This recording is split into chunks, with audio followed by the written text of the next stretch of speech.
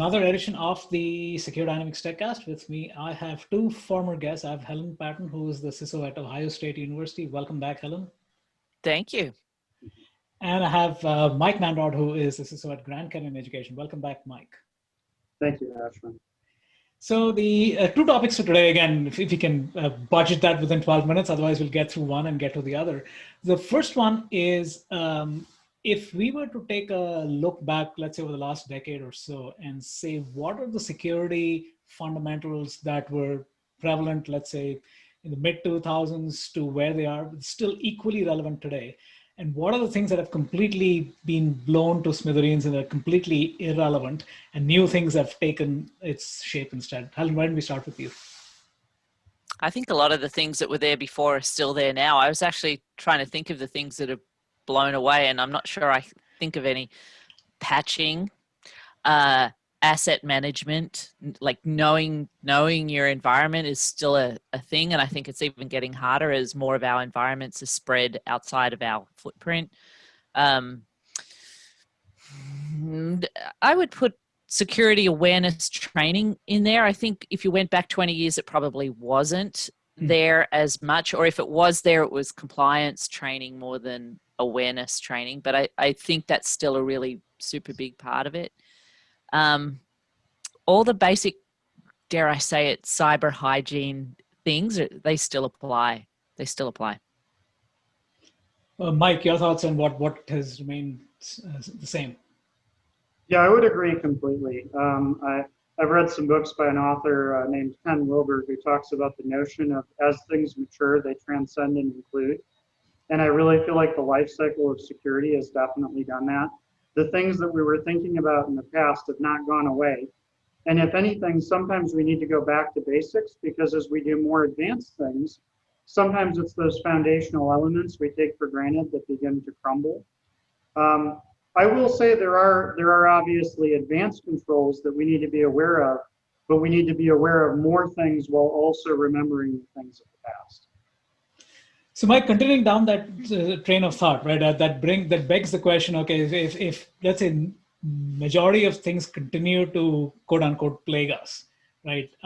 As well as new things come into the fold, whether it's AI-based recommendations, whether it's IoT, and you know the list, right? So, realistically, from a defense perspective, from a remediation perspective, what has to dramatically change, or what has dramatically changed to need to keep up with these kind of this rubber band effect that we are faced with right now? Well, a lot's changed. One thing we always have to remember is each cool new defensive capability we gain brings a corresponding offensive capability. So we get machine learning and behavior-based detections and heuristics that are much better at detecting attackers. Attackers apply machine learning to automate and slightly obfuscate the things they're doing. They apply automation tools and recon in their recon, their discovery, and pretty much every phase of the kill chain. So I think the key thing that we need to remember is, one, we have to actually keep up with these new capabilities, because we don't want an asymmetry in the arms race that is against us. But we also can't have the illusion or the complacency of thinking because we've kept up with these new things, we're good. It just means that we've kept even. Helen, your thoughts? I think I agree with everything that Mike said. In the defensive areas, I think because of the technology changes, I'm less concerned. This is going to sound counterintuitive, perhaps. I'm less concerned with the security of the application interface. I am much more concerned about the application integrations, API security, middleware.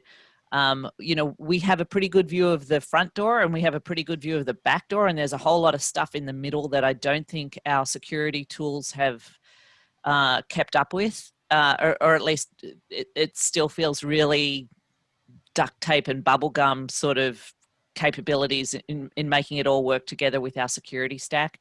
So, I think there's always a life cycle of new product, and the new product has come out and it has not come out with commensurate security tools. So the security teams are running around trying to make whatever security tools they currently have work with the new technology.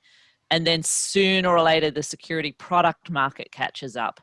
And then we're okay. And then we're back to this stasis situation with our attackers again. Right now, I think the opportunity from a product perspective is that integration layer. So sticking with that for a minute, Helen, with you, is you mentioned the catch up that these security products need to do. So where does DevSecOps, or at least a DevSecOps-like mentality of putting in security right at the time of development, how prevalent are you seeing that in the products, or is it still at its infancy and there's a mental mind shift that hasn't happened yet? I don't think it's happened yet. I think if you look at the incidents of when COVID hit, there were a ton of tools that were in startup mode that all of a sudden got really popular because COVID, and we changed the way the workforce worked and all of those kinds of things. And when you looked at those tools, they hadn't been baking in security from the start. They hadn't been working with security products to make sure that the security defensive teams could integrate well with those tools. They had to hurry up and catch up because they got caught in an unsecure space.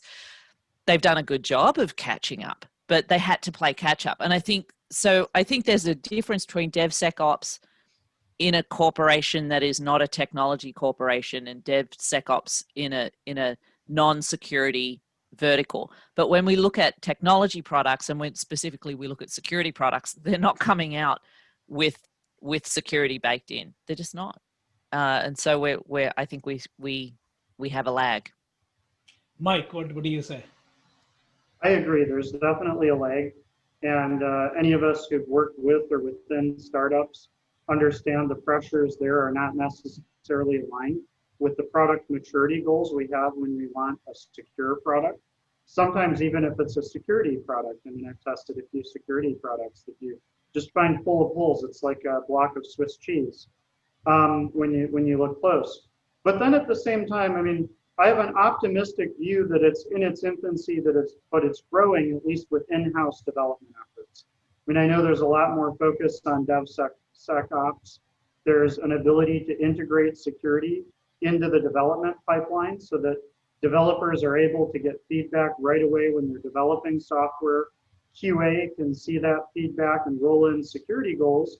And then products can also make it to market quicker because we're not the no person at the end of the pipeline.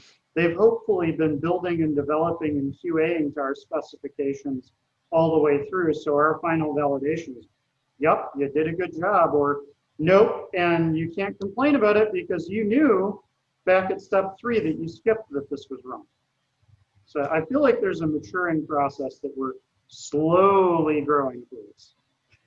So one last question. Again, this goes back to both of your roles in higher education right now. So if you were to kind of look at a high schooler or an undergraduate in the eye and say, why should she make cybersecurity a career for them? Like if somebody would come to you for mentorship and advising, I want to be like you, Helen, I want to be like you, Mike. And what would you say the number one reason why they should consider cybersecurity as a career? Let's start with you, Helen. Oh, it pays a lot. No, it doesn't.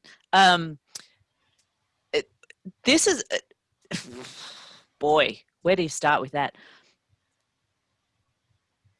I think when I poll people in security and ask them why they're in security, I think we fall into a number of buckets. I think there are some folks that feel like working in security is for the public good. It's for the good of the community. Like it's that kind of thing. There are some folks that sort of take a more military approach to it, and they say, "Well, I'm in it because I'm a defender, and I'm going to re-up, and I'm going to continue there." And there are some people who geek out on the tech, and there are some people who geek out on the policy side.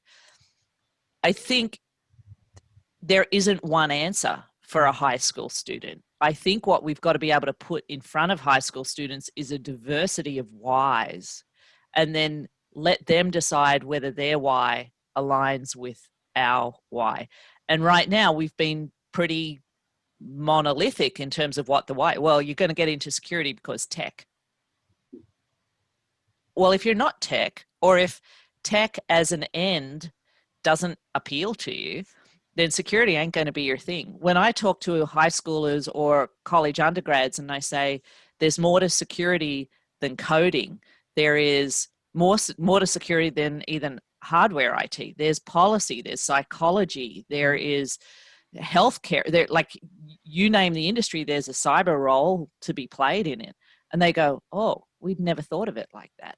So I don't think we should prescribe to a high schooler why. I think we've just got to give them the range of whys and let them decide if there's a match. Final thoughts, Mike. So one, I think that's a phenomenal answer.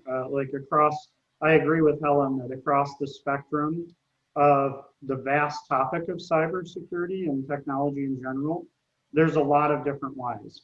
What I would say though, if I were just talking to one of my kids and they're like, I kind of want to do it, but I don't know why. Why should I? One of my answers would be it's a phenomenal pivot point.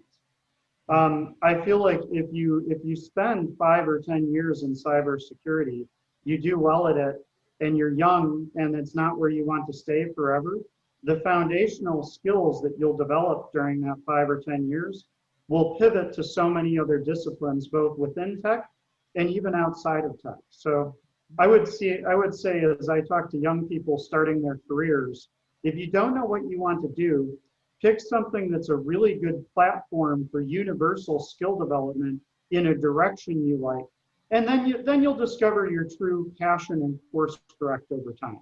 Mm-hmm. Great thoughts. So again, thanks, Helen. Thanks, Mike, for your time. Looking forward to future conversations. Thank you.